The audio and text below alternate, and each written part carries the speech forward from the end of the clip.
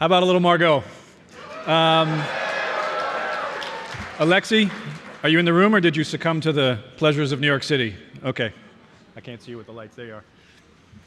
So, just a bit more Cabernet today. You know, our Bordeaux seminar is usually, it's always the flagship, and it's usually on Saturday, but basically we're giving you 2 wine experiences in one this year because we're bringing back so many people who were supposed to be here last year. So we moved the Bordeaux tasting to today, and you're going to get somebody named Sting closing the show tomorrow.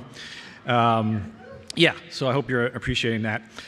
It's only fitting that our 40th anniversary have Château Margaux involved. It's a long relationship between the Château and Wine Spectator.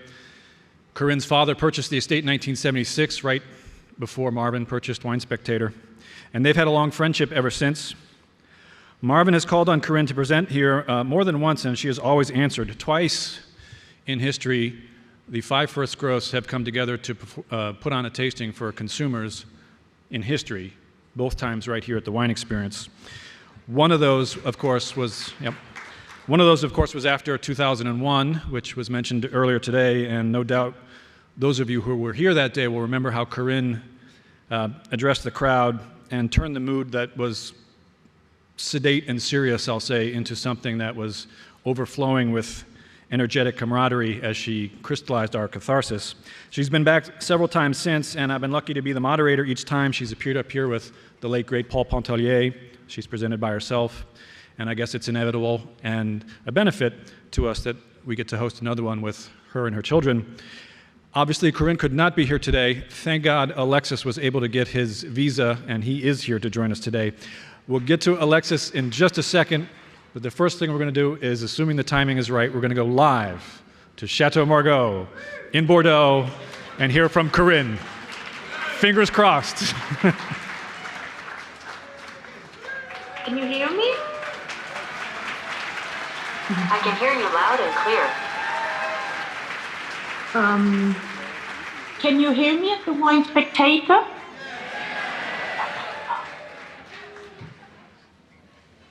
Yeah. It's not starting, so. Can you hear me? Yes. Oh, okay. It's good to be back. You know, James, in fact, I've been coming for more than 35 years, if you can believe it, to the New York Wine Experience. And likewise, I have plenty of fond memories, and I have made many friends at the Wine Spectator.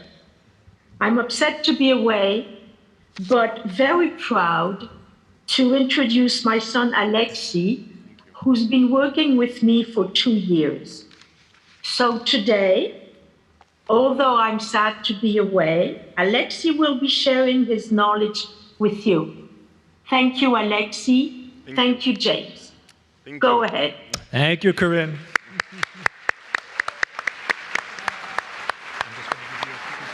Sure.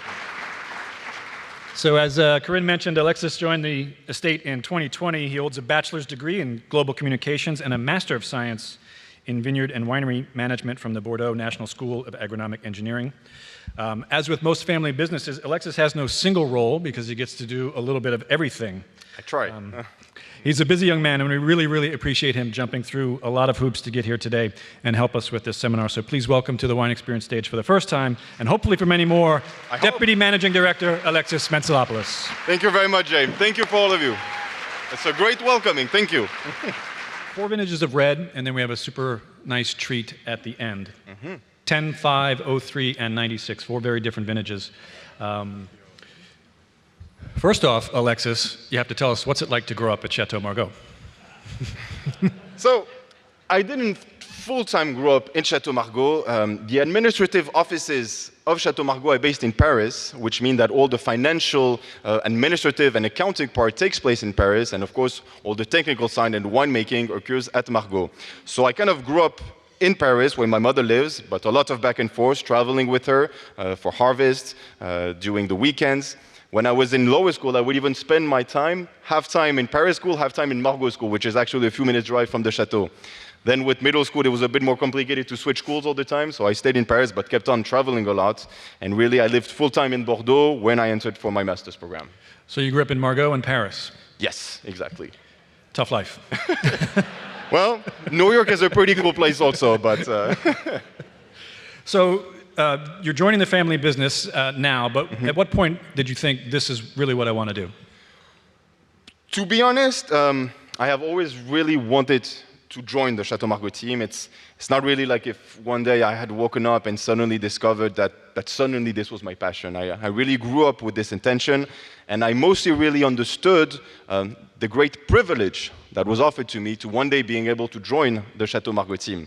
And mostly I really understood that I would have a very difficult time finding another job that would be as interesting and as passionating for me than to work at Château Margaux. So as you were saying, this is why after my BA, I joined the Agronomic University of Bordeaux, earned my master's degree, and I was very lucky to be able to join this beautiful house. Being part of the team and even more being able to represent the estate, I'm being honest, is sort of a dream come true, so it's perfect. And of course, you officially joined right in time for the pandemic. 1 month before, I entered in February 2020, 1 month later everything was locked, so. And the initial plan was you were going to go out and do quite a bit of traveling. That didn't happen. So you actually got to re-immerse yourself in Château Margaux over the last year. Exactly. So I was supposed to do a lot of travel. Of course, I'm not a brand ambassador. My real job was to be in Paris with the whole financial part, administrative, and in Château Margaux with the whole technical parts. But I was also supposed to represent Château Margaux abroad with a lot of tasting, events, and this all fell apart. So I was lucky. It was kind of useful because it gave me more time to spend on the estate and to get to learn more about the production. So this was great. It was actually kind of useful in some way. We always talk about the magic of Margaux because of the 5 first growths. It is generally considered the most aromatic, the most elegant. And I think you see the magic right from the glass on the 2010, which leads us off. 2010 is, for me, the benchmark vintage in Bordeaux. For right now, benchmarks are rare by their very definition of their nature. There aren't multiple benchmarks. 2010 is the benchmark right now. Tell us a little bit about 2010. You were 17 in 2010. I was still young. I didn't participate in the harvest or in the vinification, but I kind of know everything about it. 2010 is, of course, a great vintage. I mean, to be honest, we only have great vintages in front of us tonight. 2010 can be a bit compared to 2009 in the way that both vintages are very warm vintages. Now, the difference between 2009 and 2010 is that 2009 was a warmer vintage. 2010, we had cooler temperatures and cooler nights. So we have this 2010 with more freshness and more acidity. So if today is when a few years ahead of us, we were to taste 2009 and 2010 together, I believe that 2009, which is more solar, a warmer year, would be able to open up quicker and would be drinkable earlier. And the 2009 might taste better. However, if we wait a little bit, 10, 15, 20 years, we have to taste both again, and the 2010 might take the lead.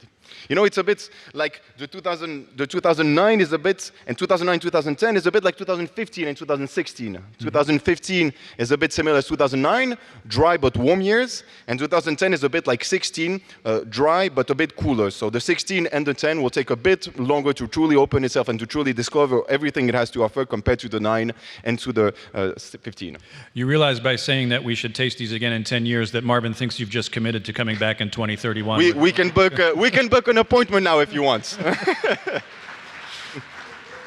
Yeah, it's always a great comparison, 10 and 9. We don't have the 9 here, but the 9 is the more voluptuous, overtly showy of the two vintages, and 10 has that little bit of taciturn structure and spine to it that I love about Great Bordeaux.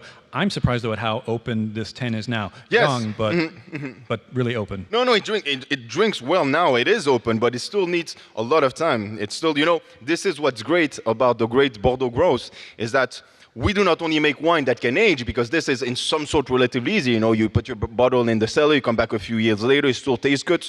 We want wine to go further than this. We want wine to get better throughout time, and that's the whole magic of those type of wines. And I guarantee that in a few years, this wine will taste even better and much more complex than what it is now, especially for such a good vintage as 10. When you and I sat down yesterday to chat about the tasting, I asked you, what wines have influenced you over the years, and what have you tasted, and what is the style of wine that you personally prefer? So, I like wine a lot. Bordeaux wines, not only the big classified groves, I like all the types of Bordeaux, there's so many nice wines. I love Burgundy, of course, Rhone, north and south. I'm getting gradually more and more introduced to new world wines, such as California, of course, Chile, Argentina. I'm also starting to taste more and more Italian wine, great Italian wines, a lot. But if I had to choose my favorite style, well, of course, I would go for the great Bordeaux wines and the great Margaux. This combination between power and softness is typical of the Bordeaux groves, because you can easily find a lot of wines in France, in Bordeaux, and elsewhere in the world that are very pleasurable, that brings a lot of pleasure when you drink them. But to drink a wine that gives you more than simple pleasure, it brings you something else, it brings you emotion. For the moment, I have personally only been able to find this in the great old first groves, and especially at Margaux.